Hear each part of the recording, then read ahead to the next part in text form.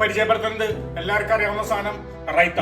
അത് എന്റെ വിധത്തില് ഇതേപോലെ ഒന്ന് ട്രൈ ചെയ്ത് നോക്കണേ, നിങ്ങൾ പിന്നെ തന്നെ ഉണ്ടാക്കുള്ളൂ.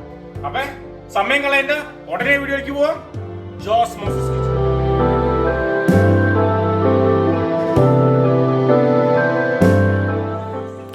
ഈ റൈത്ത ഉണ്ടാക്കാനായിട്ട് ഒരു ചെറിയ പാത്രം എടുക്കുക. അതിലേക്ക് സബോള വളരെ ചോപ്പ് ചെയ്തത്, പിന്നെ ക്യാരറ്റും വളരെ കുഞ്ഞിതാക്കി അരിഞ്ഞത്, പിന്നെ കുറച്ച് ചോപ്പ് ചെയ്ത സിലന്ത്രോ, തക്കാളി ചോപ്പ് ചെയ്തത്, പിന്നെ ഗ്രീൻ ചില്ലി ഫൈനായി ചോപ്പ് ചെയ്തത്, ബ്ലാക്ക് സോൾട്ട് ഒരു 1/4 ടീസ്പൂൺ, ഉപ്പ് ഒരു ടീസ്പൂൺ, ക്യുമിൻ പൗഡർ ഒരു 1/4 ടീസ്പൂൺ. ഇതെല്ലാം കൂടി അങ്ങോട്ട് മിക്സ് ചെയ്യാം. അതിലേക്ക് 1 കപ്പ് തൈര്, നല്ല കട്ട തൈര് ഇട്ട് മിക്സ് ചെയ്ത് കഴിഞ്ഞാൽ സാധനം റെഡി.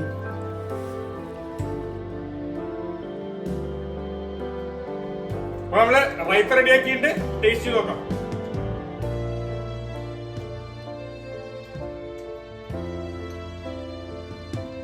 വളരെ ബാലൻസ്ഡ് ആയിട്ട് ഫ്ലേവേഴ്സ് ആണ് കേട്ടോ.